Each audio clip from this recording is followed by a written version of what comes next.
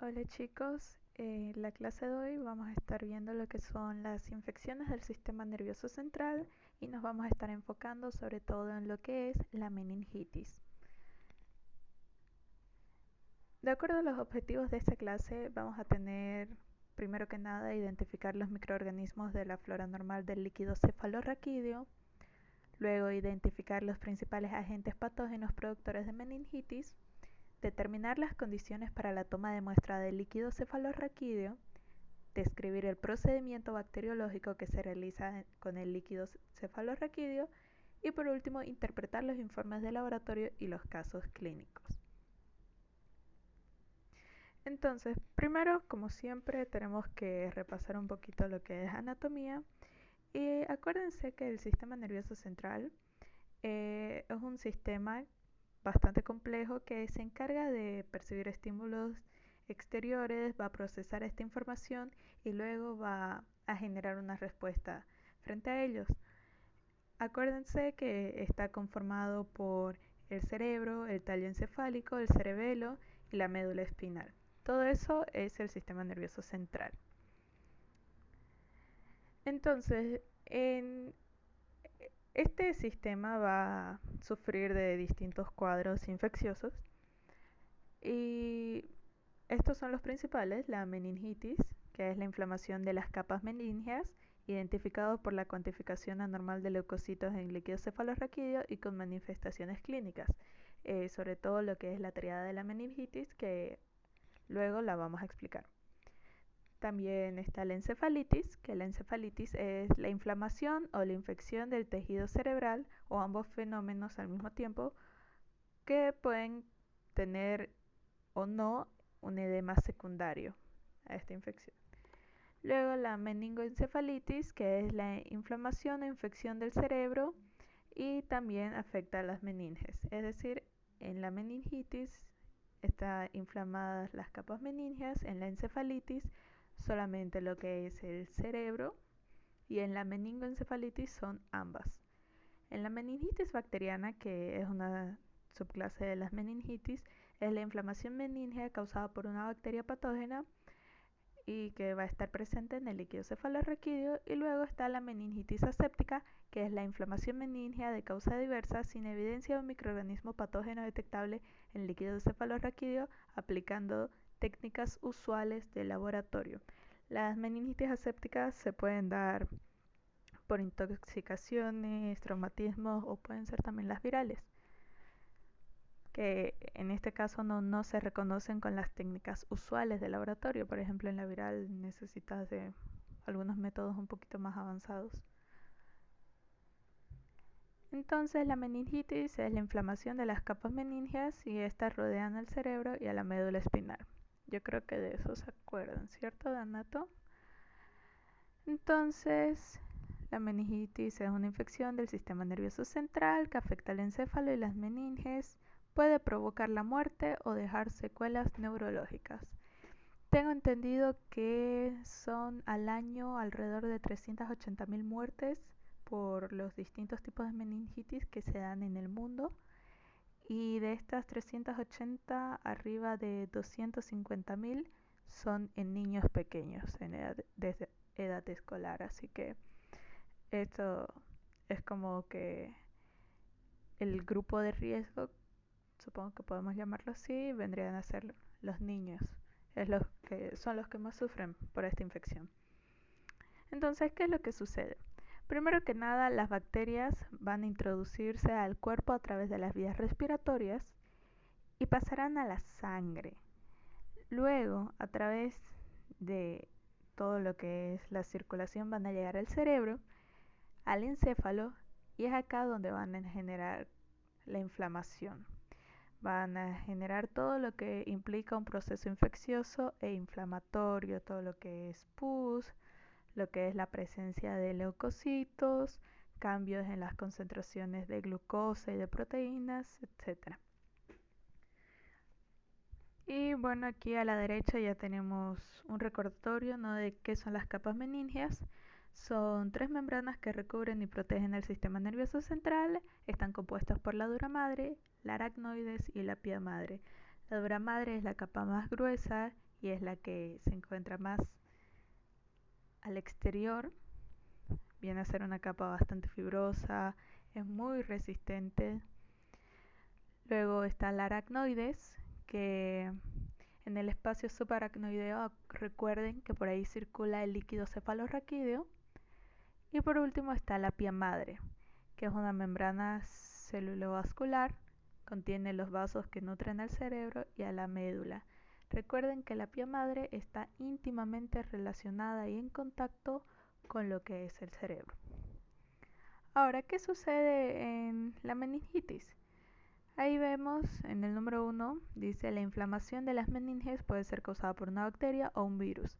Bueno, también puede ser causada por un hongo, puede ser causada por distintos estímulos externos, además de estos dos. Pero estos son los más comunes, bacterias y virus. ¿Cómo se produce? La inflamación oprime el cerebro y esto puede impedir el flujo sanguíneo y provoca daño cerebral. Y es por eso que también en las meningitis vamos a tener distintos signos y síntomas neurológicos, porque vamos a estar comprometiendo la función normal del sistema nervioso central. Ahora aquí nos da algunas precauciones, ¿no?, para prevenir las meningitis, porque si es que estas son causadas por bacterias, virus, etc., recuerden que pueden ser contagiadas a otras personas. Y suele suceder de que se originan pequeñas epidemias en ciertos momentos del año y todas esas cosas de meningitis. Y de nuevo, los niños son los más afectados, así que de las precauciones está no compartir objetos para ingerir, bebidas o alimentos. Personas que estornudan o tosen deben cubrirse la nariz y boca, porque recuerden, el contagio es mediante vía aérea. Luego, evitar contacto directo con los bebederos de agua, no besar a los niños en la boca y procurar, si es necesario, que miembros de familia entre los 2 meses y 22 años se vacunen. Sí, esto es muy importante, el tema de las vacunas. Recuerden, por ejemplo, una de las vacunas que va a prevenir meningitis viene a ser la pentavalente. La pentavalente, si se acuerdan, lo habíamos hablado en las anteriores clases. Una de las protecciones que brinda es la inmunización contra Haemophilus influenzae tipo B, que puede causar meningitis en niños. Así que es bastante importante el tema de las vacunas en esta enfermedad. Y esto de no besar a los niños en la boca, sí, ya dijimos, los niños son las víctimas número 1 de estos cuadros. Y además que, por ejemplo, uno de los virus que puede causar una meningitis viene a ser el virus del herpes. Y ustedes saben que el herpes labial es súper común en el medio, así que como los niños son parte de un grupo inmunocomprometido, ya lo hemos dicho, esto les da una desventaja frente a las infecciones en general, y sobre todo estas que son bastante fuertes y que pueden llegar a ser letales en cuestión de días o menos. Aquí ya tenemos cómo es que se ve las diferencias entre las capas meningias normales, cómo es que deben estar. Ven ahí que es la imagen de arriba, ahí está ahí el espacio subaracnoideo y circula el líquido cefalorraquídeo sin problemas, pero en unas membranas meningias infectadas, desen cuenta, hay inflamación, hay eritema, hay tumor, hay todo, y bueno, esto va a ir comprimiendo el tejido cerebral y va a ir causando problemas con el estado general y de conciencia de nuestro paciente. Esto a causa de que el líquido cefalorraquídeo esté infectado. Entonces, la meningitis, como toda infección del sistema nervioso central, se considera una emergencia médica. Va a progresar rápidamente y requiere que el diagnóstico se realice de manera urgente para prevenir secuelas que pueden llegar a ser mortales. El 80% de las meningitis son causadas por virus. alrededor del 15 y 20% serán causados por bacterias y menos del 5% son causados por intoxicaciones, hongos, medicamentos y otras enfermedades que puedan derivar en una meningitis. Nosotros el día de hoy vamos a estar viendo sobre todo lo que son las meningitis bacterianas. Algunos de los agentes patógenos que podemos mencionar son la Neisseria meningitidis, que es un coco gram negativo con cápsula, y esta también es causante de la meningoencefalitis epidémica. Es una enfermedad de declaración obligatoria, no se olviden. Y tengo entendido que para esta ya hay vacuna, así que la inmunización es bastante importante. Eso sí, creo que por el momento no está incluida en nuestro programa ampliado de inmunización en Bolivia, pero ya hay disponible una vacuna. Luego está la Listeria monocytogenes, que es un bacilo gram positivo y va a causar meningitis en neonatos. Y por último el Streptococcus agalactiae, que es un coco gram positivo y causa meningitis igualmente en neonatos. Aparte de estos hay otros agentes causales, como ser por ejemplo el Streptococcus pneumoniae, el Haemophilus influenzae, o también, para mencionar un hongo, el Cryptococcus neoformans, ¿cierto? Entre los signos y síntomas pueden variar de acuerdo a si son niños pequeños y ancianos, que recuerden son un grupo inmunocomprometido, es un grupo de riesgo, porque fisiológicamente ellos no tienen un sistema inmune totalmente competente frente a las distintas infecciones. En este grupo de edad, en los niños y en los ancianos, vamos a tener signos y síntomas bastante inespecíficos y por lo general van a presentar un estado mental alterado, puede que estén confundidos y presenten distintos signos neurológicos. Ahora, en niños mayores, adolescentes y adultos, es más común que se presente la tríada de la meningitis, que es fiebre, cefalea y rigidez de nuca. Ahora, esto no quiere decir que en un niño pequeño o un anciano no se pueda presentar la tríada, así como no quiere decir que en adolescentes y adultos no vaya a presentarse la meningitis como un cuadro inespecífico, pero es lo que sucede más comúnmente, que en los niños pequeños y ancianos el cuadro sea más inespecífico, pero con una alteración del estado mental, y que en los adolescentes, niños mayores y adultos se pueda ver sobre todo la tríada clásica. Así que recuerden, la tríada de la meningitis está conformada por fiebre, cefalea y rigidez de nuca. Esos tres síntomas, ¿se acuerdan de la tríada de la neumonía y cómo nos ayudaba en el diagnóstico? Es lo mismo en las meningitis. Estos síntomas son una gran ayuda a la hora de llegar a nuestro diagnóstico final y también nos ayudan a ver qué es lo que le debo pedir al laboratorio. Acuérdense, fiebre, cefalea y rigidez de nuca. Ahora, veamos otros signos y síntomas que pueden presentarse.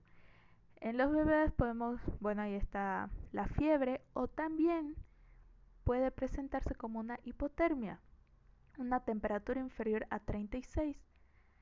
Así que ahí ven que puede cambiar el cuadro, puede tanto la temperatura estar aumentada como disminuida. Luego hay rechazo del alimento o vómitos. Luego, algo así de la meningitis es que los vómitos que pueden llegar a presentar los pacientes les llaman vómitos en escopeta. El paciente va a vomitar así. Es un chorro, es impresionante. Luego, los bebés también pueden sufrir llanto persistente, irritabilidad, retracción de la nuca, es decir, van a llevar su cabecito totalmente para atrás.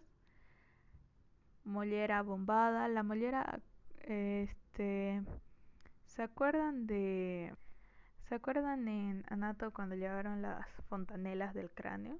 Que luego ya se formaban las suturas y todo eso. Bueno, en los bebés recuerden que eso todavía no tiene hueso, esos espacios. y solo está recubierto por las membranas meníngeas. Bueno, cuando hay meningitis va a estar levantadito y eso ya puede ser un indicador de que nuestro bebé está presentando meningitis. Bueno, luego también puede presentar somnolencia o letargo. Estos son signos de que el estado de conciencia está alterado. Y también pueden presentar, esto es extraño porque normalmente uno no pensaría que hay una afección del sistema nervioso, pero manchas y moretones en todo el cuerpo. Eso igual se puede ver en meningitis en niños pequeños. Ahora, en niños ya mayores y en adultos, ¿qué podemos observar? Hay vómitos, hay fiebre, dolor de cabeza, dolor de nuca, rechazo a la luz, que es la fotofobia, somnolencia, dolor articular y convulsiones. Es decir, ahí tenemos nuestra tríada clásica y además tenemos algunos signos que nos indican alteración neurológica. Ahora, ahí hay algo muy importante, bien a lo último, estos síntomas tal vez no ocurran al mismo tiempo. Eso es muy cierto. Eh, Siempre está esta frase que 2 más 2 en medicina nunca es 4, ¿no?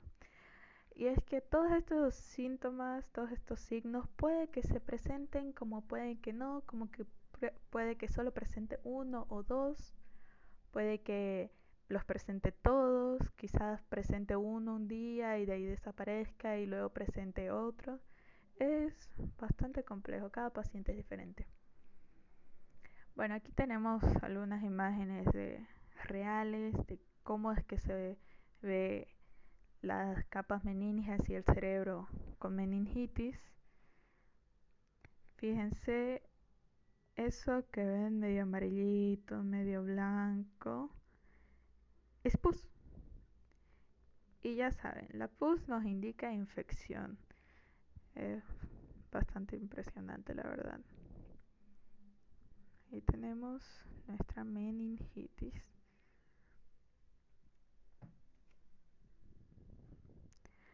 Ahora, este es el primer cuadro que nos pusieron en la guía para que resolvamos. Respecto a la meningitis, ¿cuál es la muestra que debemos tomar? El líquido cefalorraquídeo. Esta toma de muestra va a estar realizada por el médico. Tiene que ser alguien que sepa muy bien qué es lo que está haciendo. Ahora, el lugar donde la va a tomar va a ser entre las apófisis espinosas de las vértebras lumbares 3 y 4.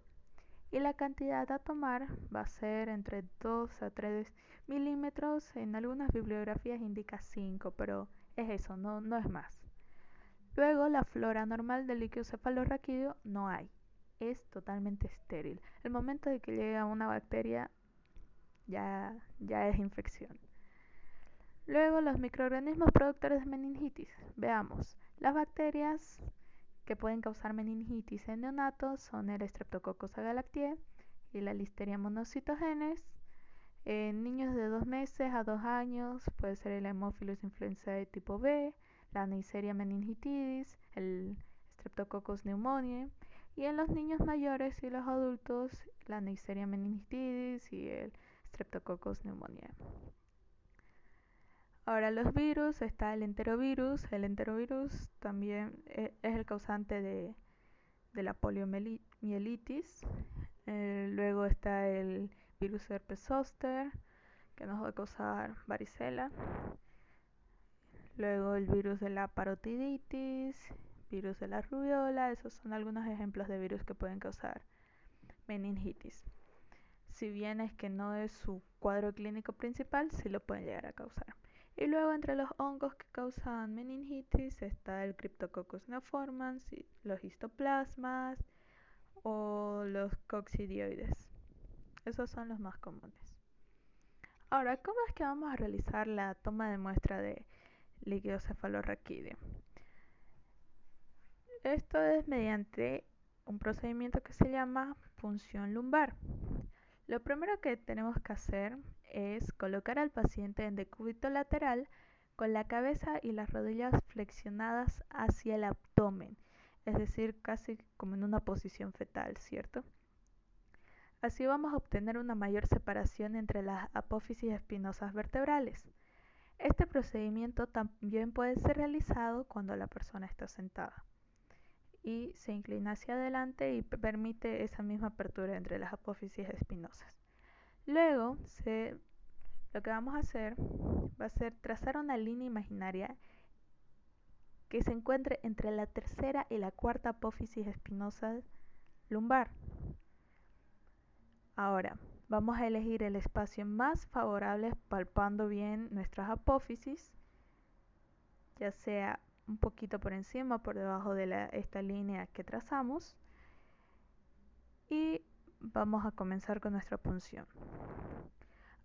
Ahora, lo que hay que hacer notar es que una punción en esta región entre la tercera y cuarta vértebra lumbar no va a suponer ningún riesgo para nuestro paciente, ya que a esta altura no va a llegar la médula espinal, sino ahí ya vamos a tener nuestro fondo de saco dural y simplemente va a encontrarse el líquido cefalorraquídeo ahí.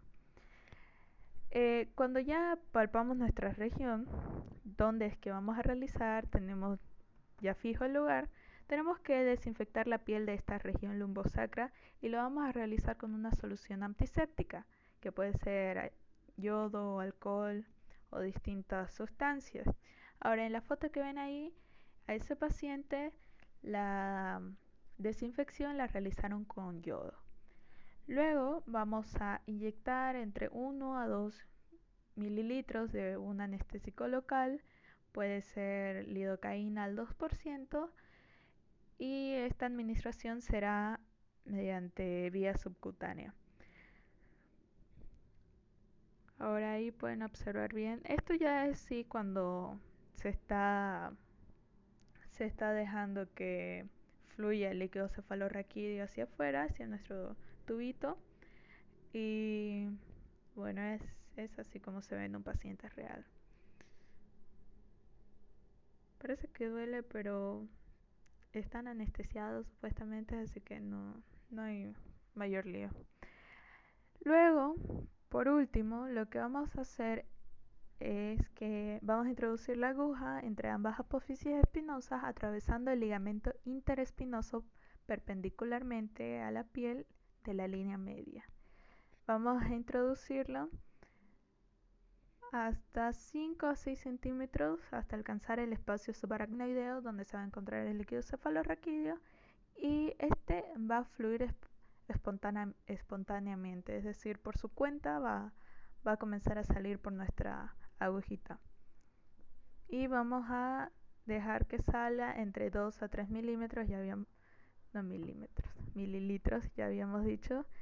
Y esto, cuando ya obtengamos nuestra muestra, vamos a llevarla inmediatamente al laboratorio para realizar las pruebas y los análisis lo más antes posible, porque ya hemos dicho, el diagnóstico de las meningitis es de carácter urgente, mientras más rápido mejor.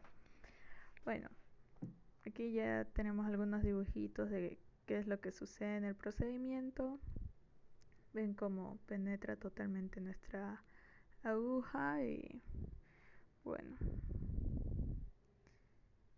eso es lo que sucede. Ahora, interpretación del análisis citoquímico del líquido cefalorraquídeo. Una vez obtenida la muestra, ¿cómo solicitamos un análisis del líquido cefalorraquídeo? Vamos a pedirle al laboratorio un análisis citoquímico y bacteriológico del líquido cefalorraquídeo. En este cuadrito estamos viendo solo la parte citoquímica, es decir, cito, célula química, los componentes de esto, como ser glucosas, proteínas, etc. Ahora, veamos.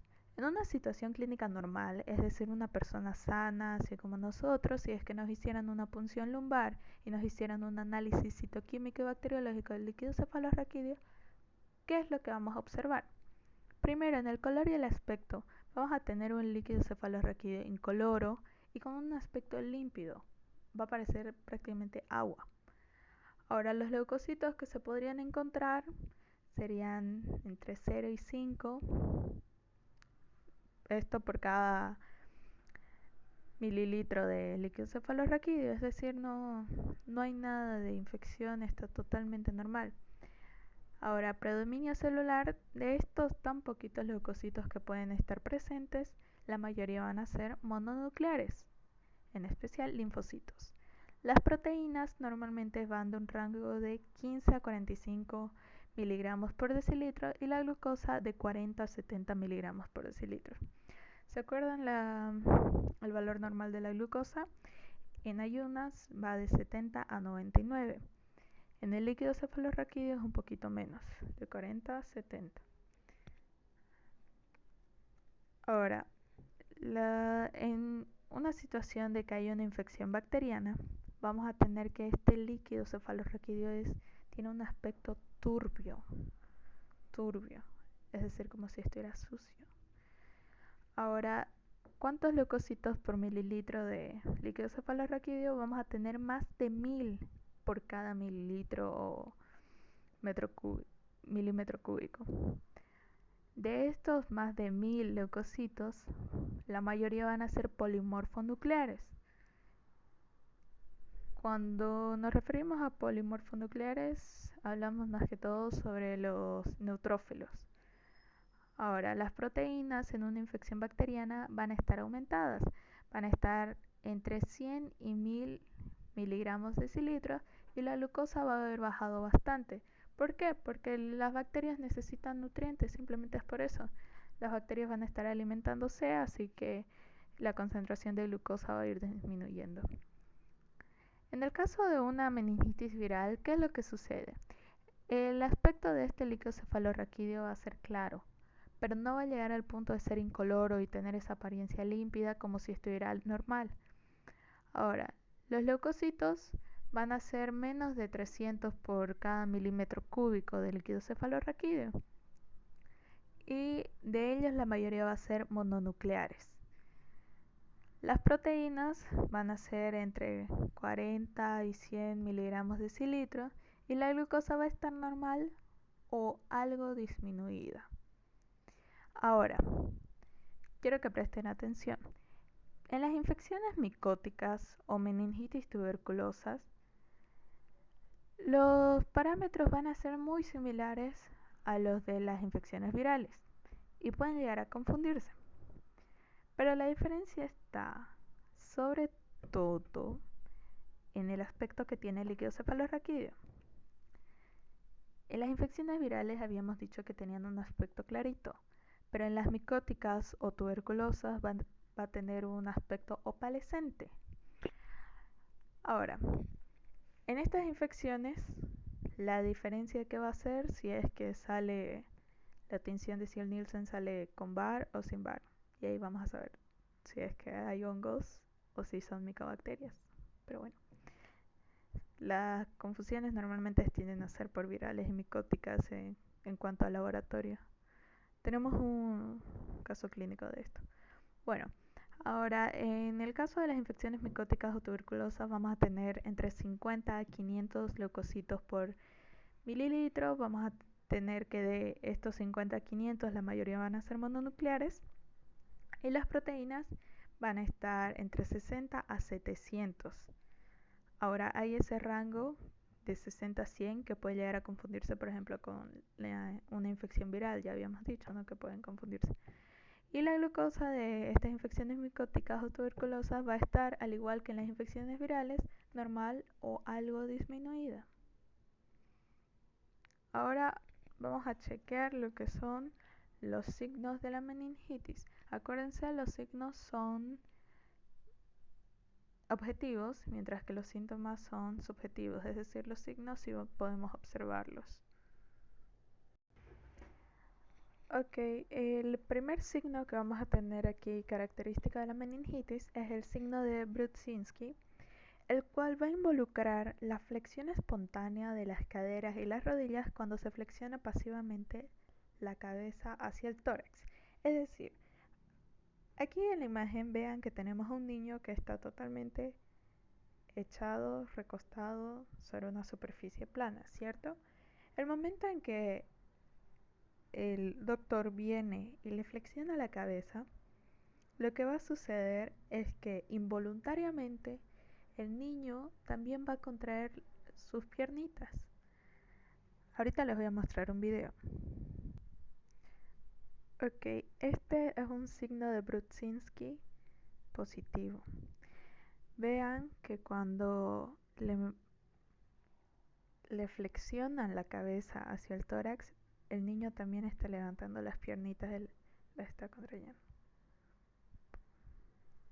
Es la verdad que muy llamativo, es curioso, ¿cierto?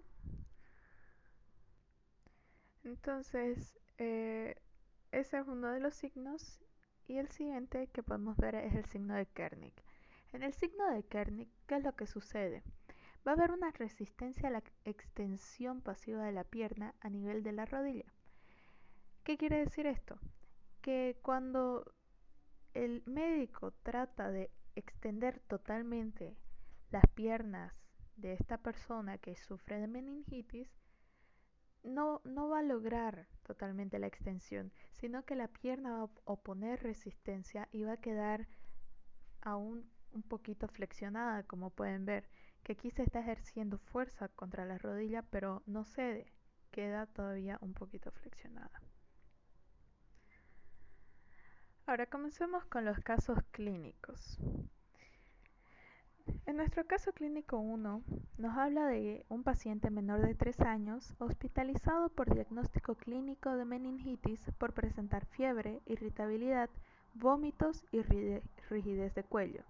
Estos son signos y síntomas totalmente comunes en lo que viene a ser la meningitis, sobre todo en niños pequeños, ¿cierto? Un menor de 3 años. Presenta antecedentes de infección de vías respiratorias.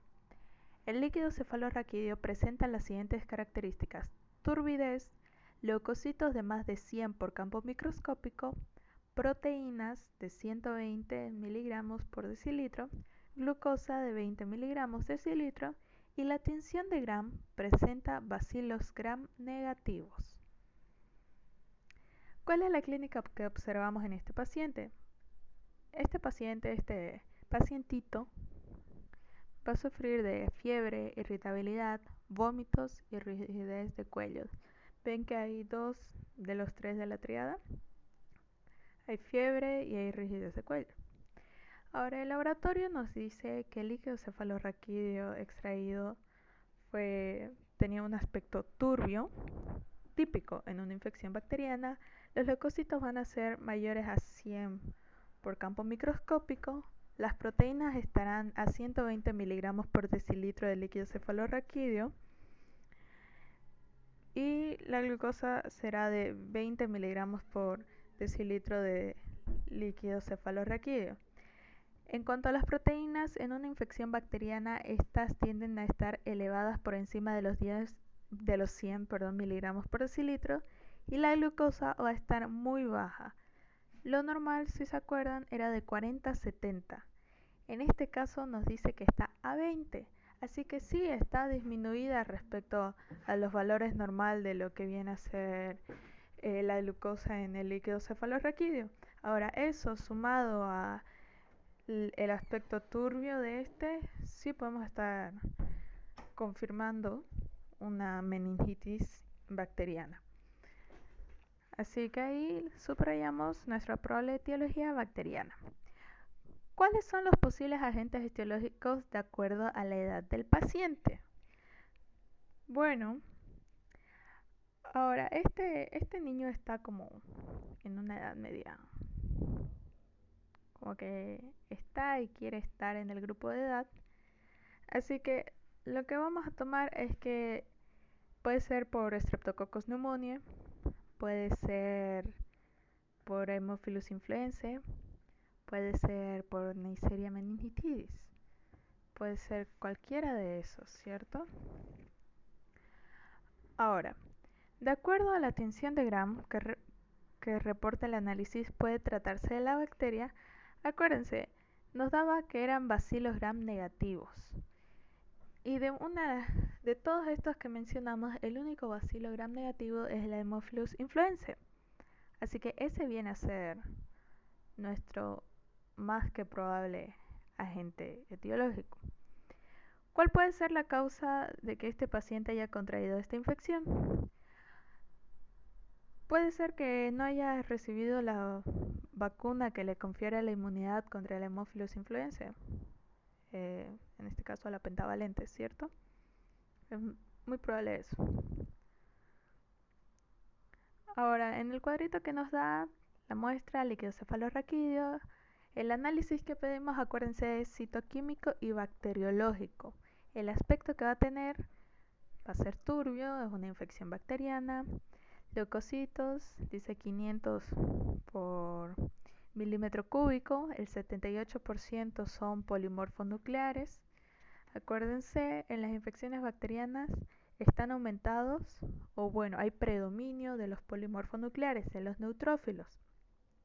A los neutrófilos le gustan las bacterias, acuérdense de eso. A los neutrófilos le gustan las bacterias, a los linfocitos le gustan más los virus y los eosinófilos van con los parásitos. Más o menos si siguen eso es mucho más fácil interpretar un hemograma. Normalmente se cumple la regla. Ahora, en el análisis químico, las proteínas estaban a 120 miligramos de cilitro y la glucosa a 20 miligramos de cilitro. En el análisis bacteriológico, la tinción de Gram nos daba que había presencia de bacilos gram negativos, no se observaron bacilos ácido alcohol resistentes y el cultivo pudo aislar colonias de Haemophilus influenzae. Va a ser sensible a ciprofloxacino, imipenem, cloranfenicol, acuérdense es un gram negativo, resistente a sulfatrimetropin, penicilina, ceftriaxona. Estos dos últimos betalactámicos no van a funcionar muy bien contra un gram negativo. Vamos con nuestro caso clínico 2, que es un poquito más complejo. Hombre de 18 años, trabaja en una fábrica de textiles. Ingresó al hospital 3 días antes con astenia, mal estado general, fiebre, rinorrea y odinofagia. Acudió con un médico quien prescribió penicilina y antipirético.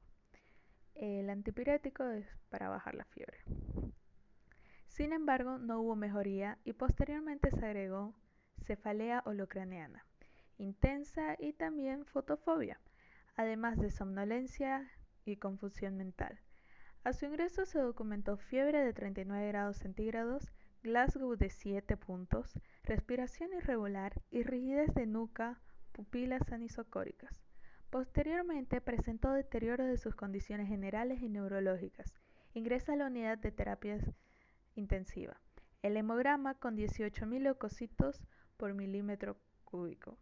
La punción lumbar reveló líquido turbio, glucosa de 30 miligramos de cilitro, proteínas de 150 gramos de cilitro y la tinción de Gram del líquido cefalorraquídeo reveló abundantes diplococos gram positivos con 600 leucocitos por milímetro cúbico, el 90% de ellos eran polimorfonucleares. Se inició tratamiento con 2 gramos de ceftriaxona intravenosa cada 12 horas. La evolución del paciente fue mala. El paciente falleció a las 72 horas de su hospitalización. El informe del cultivo de líquido cefalorraquídeo fue positivo para Streptococcus pneumoniae resistente a penicilina. Ok.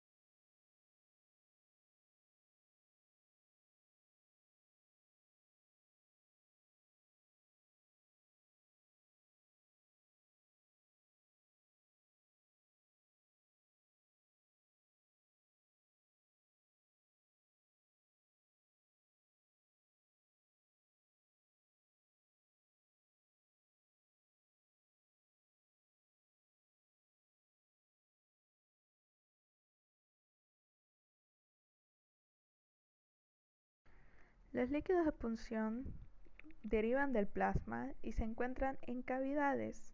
Esta puede ser la cavidad pleural, la pericárdica o la peritoneal. Entonces, estos líquidos serosos, por ejemplo, está el líquido pleural, que se encuentra entre la pleura visceral y la pleura parietal del pulmón y va a contener entre 1 a 10 mililitros de líquido pleural. Este facilita el tema de la respiración cuando hay la inspiración y el pulmón crece, se agranda, va a permitir que no haya como un raspado contra las costillas. Es eso lo que facilita. Al igual que el líquido pericárdico, facilita la diástole cardíaca, que no haya ningún problema y el movimiento sea bastante fluido. Es como que lubrican estas, a estas cavidades. Y por último el líquido peritoneal, que se encuentra en la cavidad peritoneal. Y veamos, las fuerzas de Starling son 4 fuerzas, 4 presiones que se van a encargar de que se mantengan los volúmenes de líquido dentro de los capilares y fuera de estos. Son las que determinan el paso de líquidos entre membranas. Eso, y son 4 fuerzas, lo que es la presión capilar o presión hidrostática capilar, lo que es la presión coloidosmótica plasmática, la presión del líquido intersticial y la presión coloidosmótica del líquido intersticial. Cuando hablamos de presión coloidosmótica es la presión originada por la carga de las cargas eléctricas de proteínas y otros componentes iónicos, y la presión hidrostática viene a ser la cedida por la parte líquida de la sangre, por el plasma, ¿cierto? Así que estas presiones van a originar fuerzas para dentro y fuera del capilar.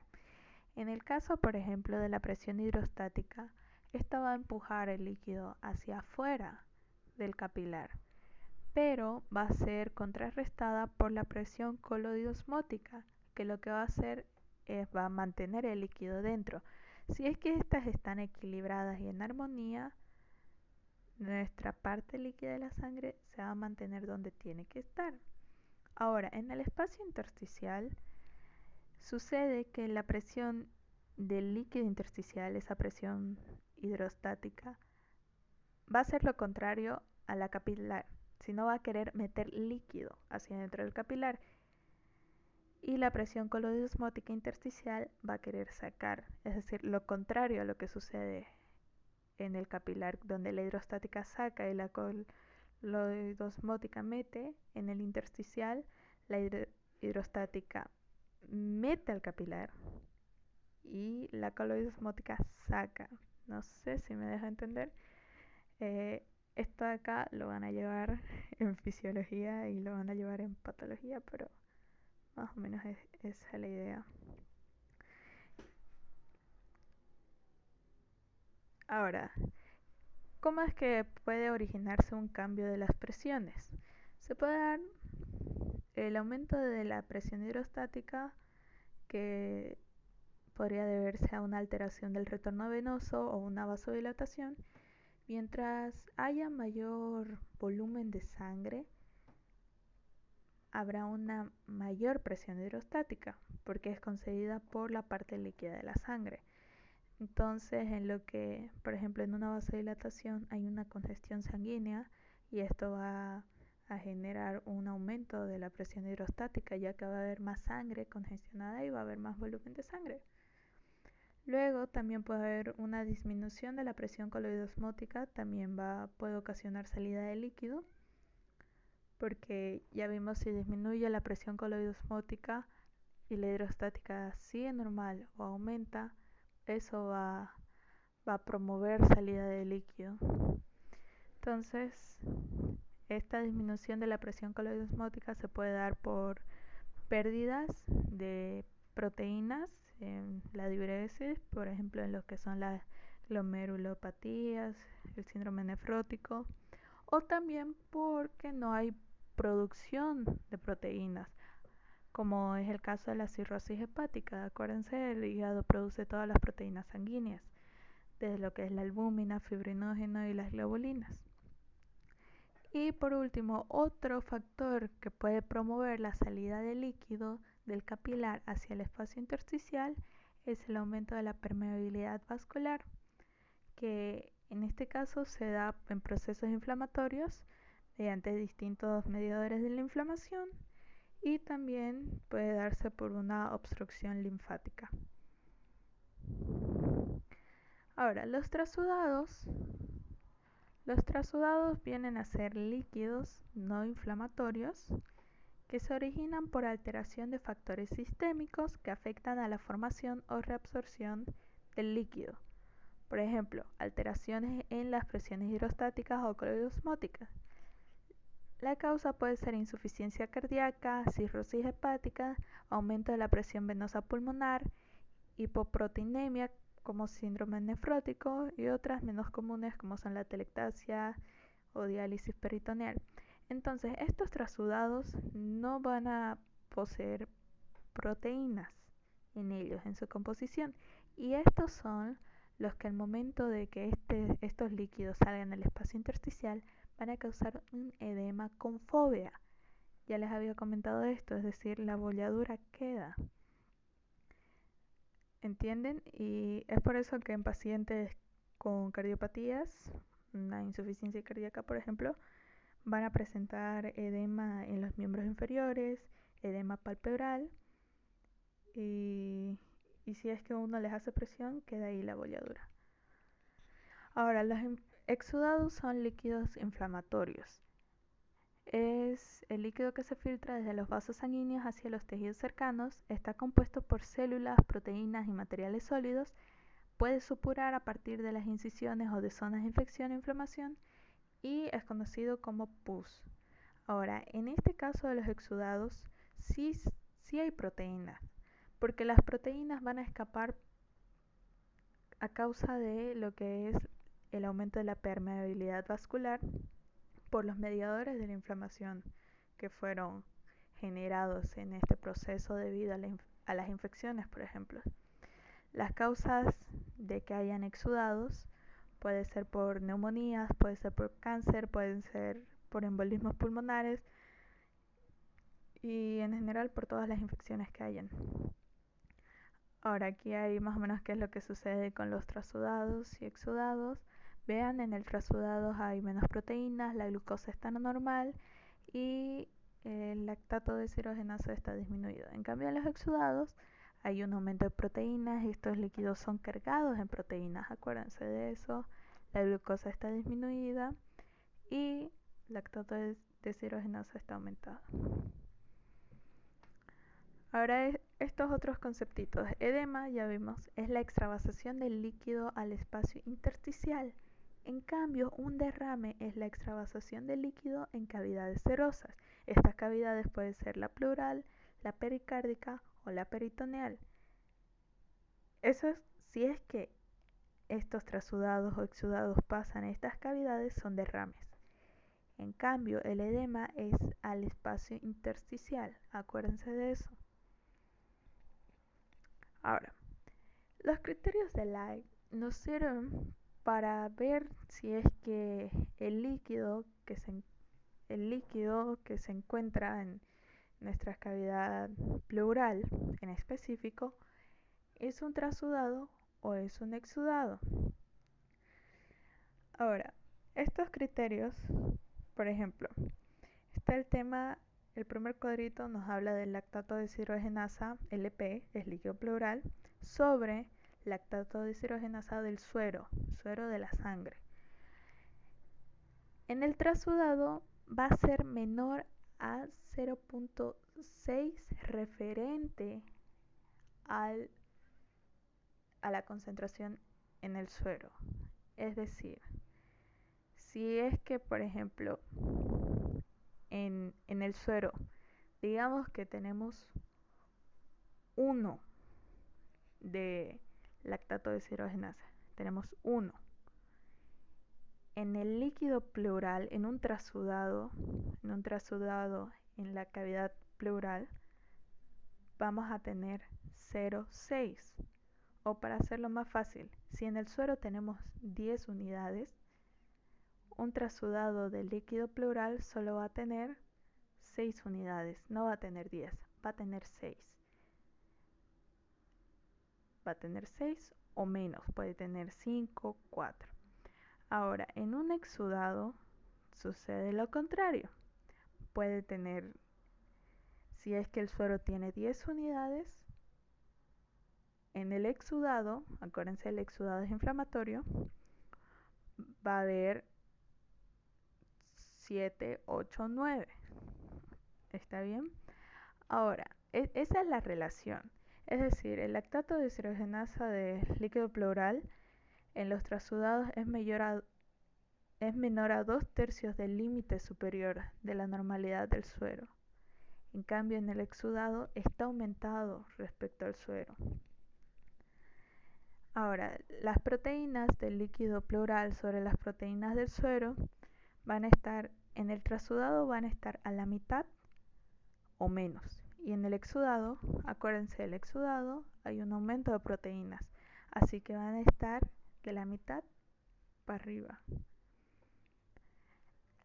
La bilirrubina del líquido pleural sobre la bilirrubina del suero en el trasudado va a estar en los 2/3 del límite superior de normalidad para abajo, sí, menos del 0,6, y en el exudado va a estar mayor al 0,6 de la cantidad que habría en el suero.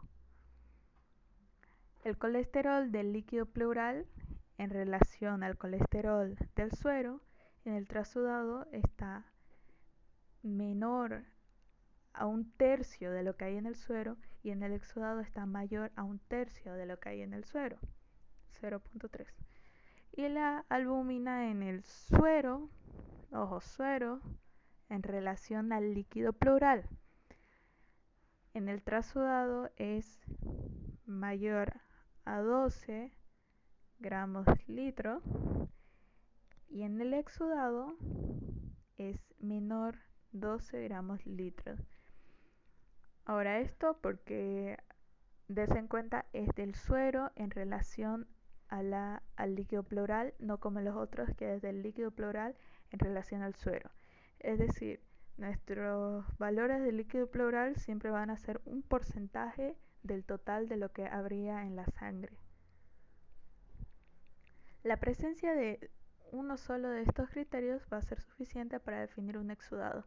Es decir, con que solo uno, ya sea lactato de deshidrogenasa, ya sea proteínas, bilirrubina, colesterol o albúmina, sea alterado de lo que vendría a ser los valores normales de un trasudado, si solo uno está aumentado, porque des en cuenta en todos es superior en el exudado, entonces ahí va a indicar que es un exudado. No necesita tener todos para confirmarse, solo con que uno sea ya está listo. Ahora, la clasificación de los derrames según los criterios de Light. Ya les dije, si es que se cumple alguno de los criterios, entonces va a ser un exudado. Que los exudados son principalmente están presentes en los derrames paraneumónicos. Recuerden, los derrames son la extravasación del líquido a una cavidad serosa. Puede ser un exudado por un derrame maligno o un derrame secundario a tromboembolismo pulmonar. Ahora, las causas de los exudados pueden ser infecciosas, como el paraneumónico, o empiema. Empiema es la presencia de pus en lo que es la cavidad pleural. Pueden ser causas neoplásicas, por ejemplo el cáncer bronquial, mesotelioma, linfoma, etc. El cardiovasculares puede ser por tromboembolismo pulmonar u obstrucción de la vena cava superior. hepáticas, como ser la cirrosis, la hepatitis, síndrome nefrítico. Pueden ser también traumatológicas a causa de un traumatismo torácico, una rotura esofágica, que esta puede ser de carácter iatrogénico, por ejemplo. Iatrogénico es causada por personal de salud. Pueden ser también los exudados causados por procesos inflamatorios, como ser la artritis reumatoide y el lupus eritematoso sistémico. Esas, entre otras muchas causas. Ahora, los trasudados principalmente vienen a ser por insuficiencia cardíaca. Esta es la causa más frecuente, ¿no? Y también puede ser por sobrecarga de líquidos, es decir, que haya un aumento de volumen intracapilar. Puede darse por cirrosis hepática, síndrome nefrótico, hipoalbuminemia, embarazo y parto y diálisis peritoneal. Tense en cuenta, todos estos trasudados tienden a crear edema porque son extravasación a tejido intersticial. Se dan cuenta, ¿cierto? Por ejemplo, en las cirrosis hepáticas tenemos lo que viene a ser la citis, luego síndrome nefrótico, hipoalbuminemia. Esos nos dan de que nos indican de que hay una hipoproteinemia, hay una pérdida de proteínas y esto va a disminuir la presión coloidosmótica y va a permitir que el líquido salga del capilar hacia el espacio intersticial, provocando un edema que va a ser un edema con fobia, es decir, presionamos y se crea una bolladura. Y el embarazo, ¿qué es lo que sucede? Por la presión que ejerce el útero sobre las venas pélvicas y la vena cava inferior, también hay un aumento de la presión hidrostática y esto puede causar edema. También por el tema de los estrógenos hay una mayor absorción de sodio. Sodio arrastra agua, retención de líquidos, edema. Y bueno, ahora la cavidad pleural contiene entre 1 a 10 mililitros de líquido pleural. Cuando esta asciende, creo que es a más de 100 mililitros, ya es visible en una radiografía y ya se puede confirmar como un derrame pleural. El derrame pleural viene a ser la acumulación de líquido entre los tejidos que recubren los pulmones y el tórax. El líquido puede acumularse alrededor de los pulmones debido a un bombeo deficiente del corazón o una inflamación. La inflamación normalmente es precedida por un proceso infeccioso. Los síntomas van a incluir tos, dolor intenso en el pecho o dificultad para respirar, y los tratamientos van a incluir el uso de antibióticos en caso de que haya una infección y también diuréticos, esto para ayudar a la eliminación de ese líquido que está en exceso y bueno, la eliminación del líquido, ¿no? Que podemos retirarlo de manera mecánica también si es necesario. La toracocentesis es la punción quirúrgica de la pared torácica y se utiliza para evacuar por aspiración el líquido acumulado en la cavidad pleural, y también de esta manera es que recolectamos muestras para llevar al laboratorio y ver la etiología de este derrame. Si es que es necesario, ahí podemos ver un dibujo de cómo es que se realiza. Es bien parecido a la punción lumbar, si es que se dan cuenta. Ahí está, esto ya es una imagen real. Y lo que sí es que la toracocentesis solo debemos realizarla en el caso de que sea necesario, de extrema necesidad, porque muchas veces puede traer más complicaciones que beneficios, es muy riesgosa. Uno de los principales problemas es el tema de las hemorragias, es por eso que usamos nuestras agujas que tengan heparina. Y también puede producir otras secuelas, pero principalmente es el tema de las hemorragias, coagulación y todo eso. Ahora, el análisis del líquido pleural incluye varias partes, así como teníamos del líquido cefalorraquídeo, ¿se acuerdan? La parte citológica, química y bacteriológica. Con el líquido pleural es algo parecido. Primero se hace un examen físico. ¿Se acuerdan que en el líquido cefalorraquídeo evaluábamos el color y el aspecto? Aquí es algo similar. Vamos a evaluar el volumen, el color, el aspecto, si hay coágulos y la densidad de este líquido.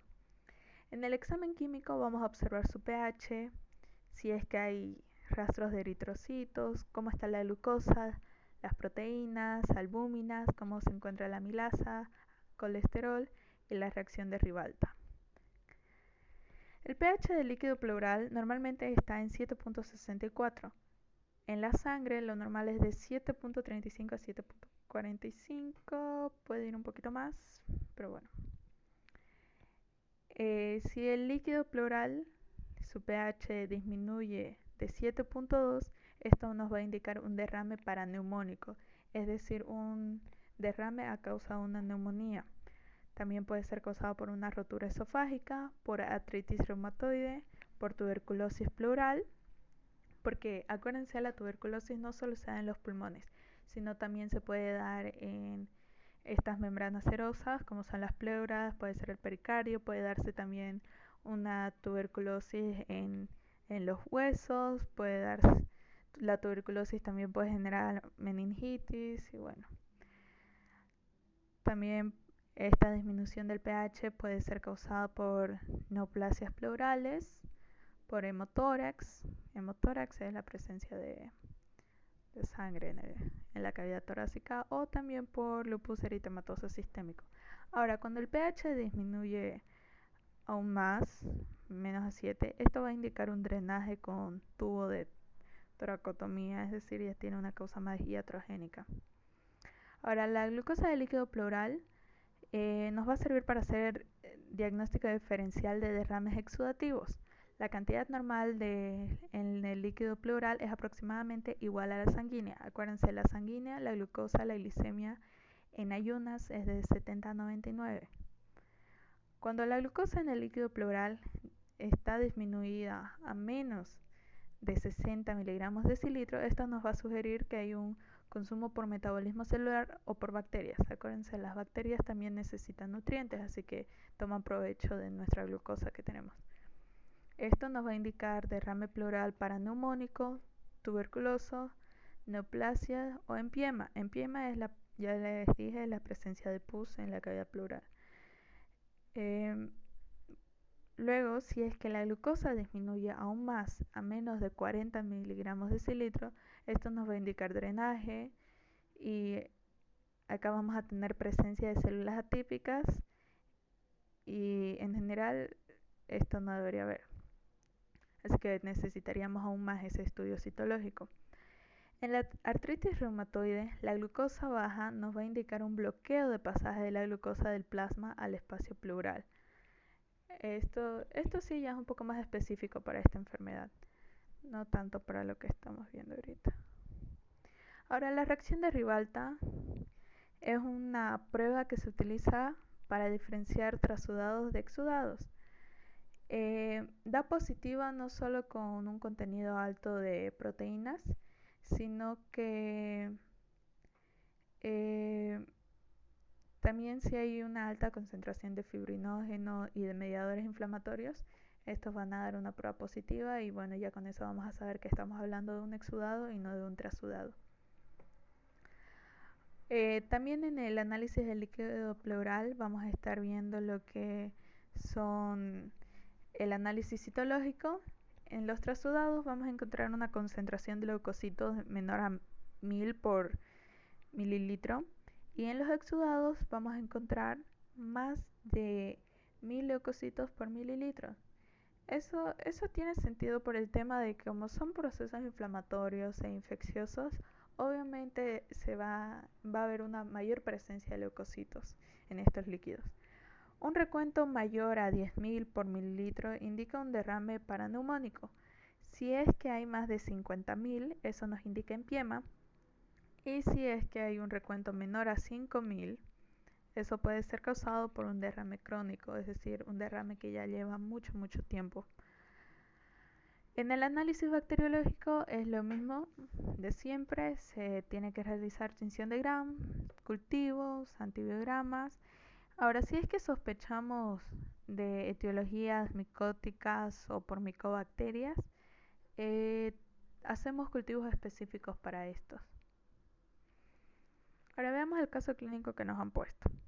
Mujer de 48 años de edad con hipertensión arterial se presenta a la consulta con cuadro clínico de aproximadamente 2 semanas de evolución, caracterizado por tos con expectoración, disnea grado 2, fiebre y ostealgia.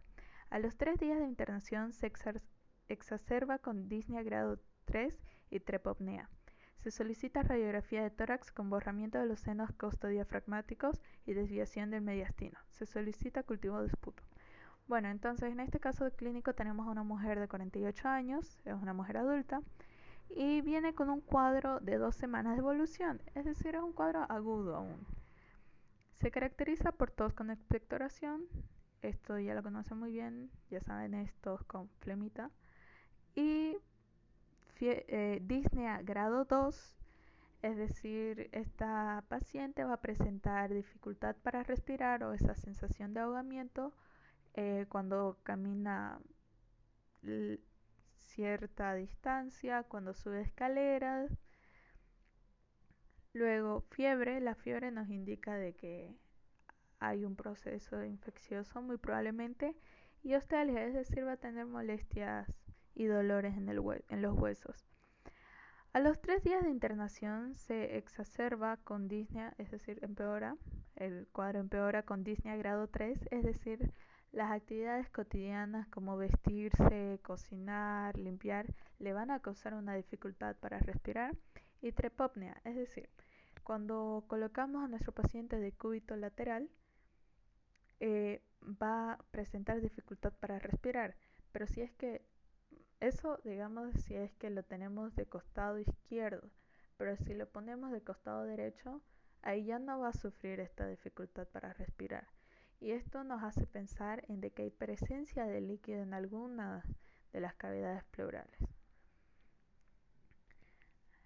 Luego se solicita radiografía de tórax con borramiento de los senos costodiafragmáticos. Los senos costodiafragmáticos van a ser estos espacios de acá, ese ángulo que se forma entre el diafragma y las costillas, ese triangulito, es eso. Si es que hay borramiento, es que no se puede ver, como en el lado izquierdo. Ahí vemos, eso, todo eso que se ve es líquido, así que eso nos confirma un derrame pleural. Se solicita cultivo de esputo. ¿Por qué? Porque nuestra paciente estaba con tos con expectoración, fiebre, disnea. Podemos estar pensando en una neumonía, ¿cierto? Ahora, caso clínico, ¿cuál es el diagnóstico presuntivo? Puede ser una neumonía adquirida en la comunidad, ya sea típica o atípica, es adquirida en la comunidad porque la paciente no estaba internada, ¿cierto? Ahora, ¿cuál es la complicación del cuadro clínico? Ese derrame paraneumónico. ¿Qué prueba de laboratorio solicita para llegar al diagnóstico? Voy a solicitar un análisis citoquímico y bacteriológico del líquido pleural.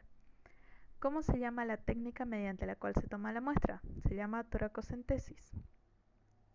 ¿En base a qué criterios clínicos se realiza el diagnóstico para ver si es exudado o trasudado? En base a los criterios de Light. Las causas más comunes de un derrame pleural trasudado son insuficiencia cardíaca congestiva, cirrosis hepática y síndrome nefrótico. Las causas más comunes de derrame pleural exudado son procesos infecciosos, inflamatorios y neoplásicos. Informe del examen citoquímico bacteriológico del líquido pleural. En el examen físico se evalúa el volumen, el color, aspecto, coágulo, densidad, etc. En el examen químico, si es que tenemos que es un exudado causado por un derrame paraneumónico, bueno, podemos tener nuestro pH 7.2, proteínas 4.2 gramos de decilitro. Acuérdense, según los criterios de Light, en los exudados las proteínas van a estar 0.5 o más en relación a la concentración que hay en sangre. En sangre de proteínas manejamos que hay entre 6 y 8 gramos de decilitro. Así que si es que Según Light, en los exudados hay 0.5, es decir, hay la mitad o más. Con que pongamos que hay 4.2 está muy bien porque es de 6.34 creo hasta 8.64, algo así, gramos de cilitro de proteínas. Reacción de Ribalta da positivo porque así diferenciamos mediante una prueba laboratorial de que estamos hablando de un exudado y no un trasudado. Las albúminas 2.5 gramos de cilitro, la glucosa 40 miligramos de cilitro y lactato de deshidrogenasa 500 unidades internacionales litros. Todo lo que se refiere a valores en sangre tienen que manejarlos muy bien. En bioquímica, sobre todo con Hidalgo, lo ven bastante todo el año. Creo que las doctoras los tiene con eso.